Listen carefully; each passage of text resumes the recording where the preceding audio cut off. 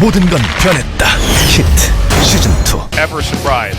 Yeah. I'm usually impressed, but like, you know, if INnoVation like even takes out Zest, I'm like, yeah, okay, yeah. Yeah, Well, I mean, like, he's very good. Sure. On some given day, you know, he does a cool build, he takes the win for sure. The only problem for INnoVation is that he's 0-3 versus Protoss. When he doesn't play against Protoss, he's 7-1. But when he does play against Protoss, he's 0-3. So, kind of interesting. A very split vote here. Actually, 3 members of the casting group here are actually going for Deer, whereas the rest of us going for INnoVation. In the casting, 2 Archons and a War Prism, as I like to call it, us 4 spellcasters here. All right, guys, this is game number 4, INnoVation versus Deer.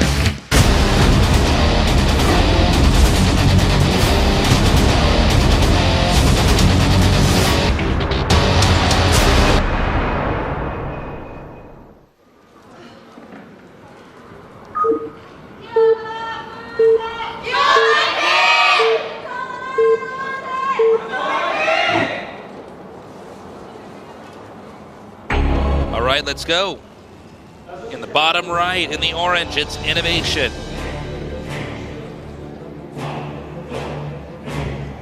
In the upper left, in the blue, Deer. And this is going to be played on King Sedong Station. That's right. Fantastic map. We always talk about it. And should be a very fun PvT for sure. Both these players, some of the highest caliber players that we have over here in Korea. I gotta tell you, man, I was so on the fence on who to predict for this one. Oh, yeah. I was like really, because I'm actually one of the guys that almost always votes for Deer. Like to a fault. Yeah, I mean, like I've dropped my percentage in our predictions by a lot, because there's a lot of moments where I'm like, no way, man, Deer's got this, because I love his it's like Deer versus Zest. You're like, no, it's Deer 100%. It's Deer. You guys don't get it. No, I think actually that was the one time I didn't pick Deer, and then Deer beat Zest, and I'm like, Yeah, all right, that's it. I'm like, like that's that, it. yeah. Then I picked him for like the next like month, and I like lost like 60% of those. I have a, yeah, I understand what you're saying. I have a weird relationship with predictions for Deer, because last year, whenever I predicted him to win, he would lose. In these weird games, he was so inconsistent last year. He was so favored against Flash one day, I remember, and I was like, oh, Deer's got this 100%. And he just drops the ball, he makes like 100 mistakes, and I'm like, what is going on? Oh my God. And then it was the opposite. You know, when I wouldn't vote for him, he would win and play fantastically. What is that SCV doing? What? Oh, what dun, is happening? Look at these sneaky Terrans today. The fact that we see this twice. This is so totally not like INnoVation, by the way. Yeah. INnoVation is the guy that's going to play straight up macro, and he's going to outplay you, out multitask you, out macro you. This isn't INnoVation. You're exactly INnoVation's right. playing like Tasteless. Now, when you play like Tasteless, you usually lose, so that's something important to keep in mind. But let's see what he does this time around here. This is very interesting. This looks like it's a tailored build for this, very specific game. Yeah, the fact that we see this twice, in fact, means a lot. Maybe just recently this is a very popular build to do in general. Like maybe players have just figured out that you can get away with this and do a lot of damage, and it's very hard for the Protoss to deal with. This is actually, okay, so I want to talk about factory floats. This is actually something, this is funny, because factory floats were really popular like right at the start of like vanilla Starcraft, okay? And then eventually people were just like, okay, I gotta check my main. And then you check your main, and then it's like, okay, get your factory back in its base, and I'll beat you in 5 minutes. But because in Legacy people can expand so fast, I don't think this is almost like it's now going to re-enter into the meta. Guys, start queuing up your ladder games. Start dropping the factories. Do it right now. These are free ladder points here against Protoss, guys. Oh, look at this. Oh, wait, I want to see Deer's face. People just don't do this, like you're saying. People don't do this. No one expects this. Oh boy. Well, nice splits here. But he is going to deny a lot of mining. This is happening. Now, I would have kept making the Widow mine. I would have made a second one. I'm actually kind of surprised he didn't. You know what I'm saying?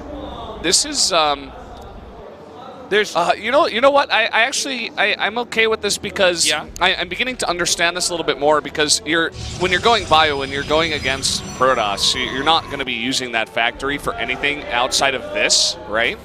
So it's a cool idea. You need to build the factory anyway, so you might as well use it for some extra damage, like a weird thing like this, and you're going to need it for your starports anyway. But you wouldn't have gotten a second Widowmine there? I think no matter what, the factory gets away. You know what? That's what I was definitely go for the second Widowmine for sure. Maybe he just didn't want to commit to it, and he wanted to make sure it lived. But the Protoss at this point really isn't going to have much to kill a factory. Like it's a really sturdy building in general, so... Yeah, I agree. You know, maybe he could have gone for the second Widowmine there for sure. Okay, so the Oracle's coming up now.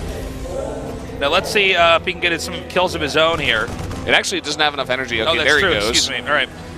Now he does, but it's kind of too late. It's like fantastic Liberator micro, actually. Yeah. Driving that Oracle out of there.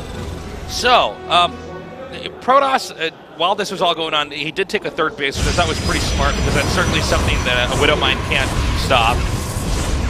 And of course, when you see them doing that, I mean, that's one way to just like take the situation and keep moving forward as Protoss and not be completely tripped up.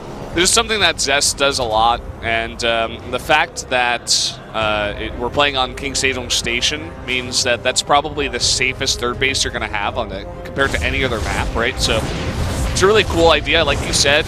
Because he went for that weird factory float, he's like, oh, he's not going to have any aggression coming for a while, and I can just get away with this. And it's also unscouted. Let me actually check 100%. Yeah, it's totally unscouted, so he has no idea when that third base was made. And in fact, INnoVation is just sticking on 2 bases and not getting his own third base here. Yeah, let's see if INnoVation actually follows this up with a push. Protoss can, in this state of StarCraft 2, it seems like they can kind of always get 3 bases, right? We don't really have a lot of games where it's like denied. I mean, Zerg were doing it for a little bit, but I think Protoss has just kind of figured that out. By the way, INnoVation really hyper vigilant with this Liberator here. Now the 4 Phoenixes are going to come out here. They may try to assassinate the Liberator, and then from there probably try to get some kills off on the SCVs. But it seems like, yeah, Deer is going to go for, at least so far from what we're seeing, that Adept Phoenix style of play.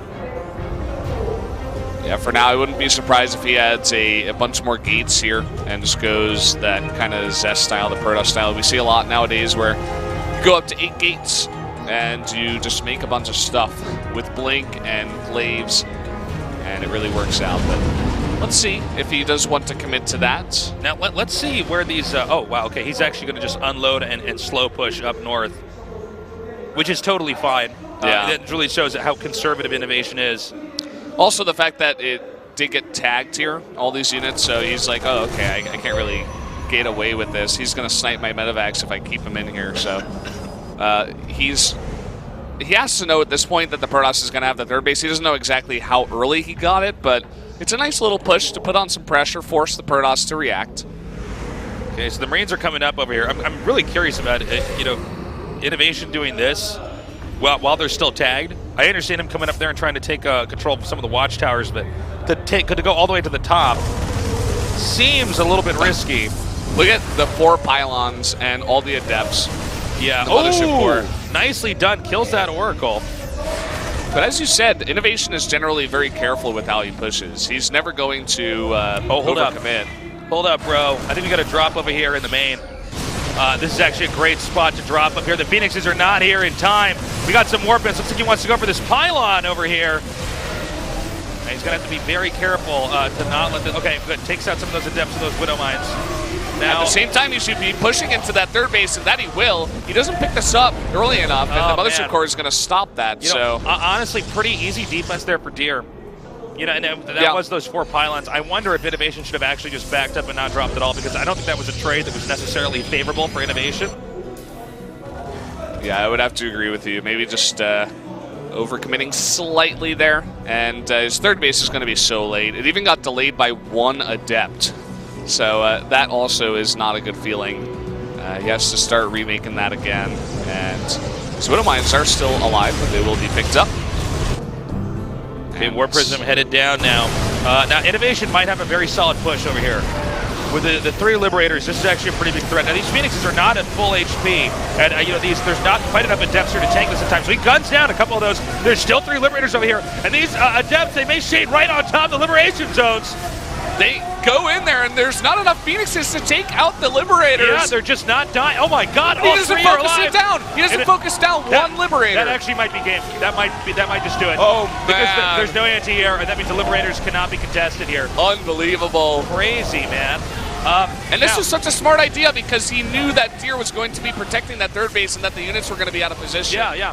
He guns down the mothership core. More Liberators are coming up. Here's landed mules.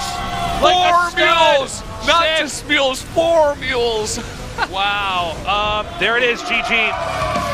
There you have it. INnoVation going to get the 3-1 like I for said, his team. You can never really be surprised when INnoVation wins. Like, yeah, he's I'm not surprised. He's not minor. You know what I mean? Yeah. I'm like, all about Zest and, some of these other players. I'm more hyped about those guys, maybe just because I'm so used to INnoVation doing it. But at any point in time, INnoVation can absolutely take a game off of anybody. For sure. And Deer is kind of confused at this point. By the way, guys, that match we saw that was the most important match of the entire series because Deer is the one player who has to win and who's most likely to win versus almost any player. So he's the ace player. Yeah, and that was really good play there. He got those Liberators set up. They were all taking damage, but they weren't being killed off. And any few seconds that a Liberator stays alive for longer is so much more damage on the ground. And what the Achilles heel of the Phoenix adept style of play is if you can actually get the Phoenix count low enough, then they can't contest the push on the ground. And that's exactly what happens. The micro was not there for Deer, too. You saw he flew his Phoenixes in first, and they flew over all the Marines before there was enough Adept support. So he lost 2 of his Phoenixes. Then he tried to fly in behind, and he didn't focus down one Liberator. He got them all 3 of them were in the red, but none of them died. And then he shaded in with his Adepts and lost all of them into the Liberation zones because he was just like desperately trying to hold it. It was just all over the place, man. Yeah. Well, that was a really fun set of games we had today, guys. Definitely, actually, I would check out all of these games that we had. Dark versus Solar was kind of a basic pro game, but the rest of the games were actually quite good. I enjoyed them a lot. Especially that third set went pretty crazy. Oh, yeah. Well, I mean, if you had to recommend just one game to a friend, definitely check out Classic versus Reality because those guys are doing some crazy stuff. Yeah. I believe we're going to be going to the Ace match interview, and I actually don't know who the Ace is going to be. Yeah, it's kind of I think rough to call. Maybe INnoVation. Maybe, I think you might be right, Valdez. Taking out Deer, Yeah. or Classic because his game was pretty crazy and it was very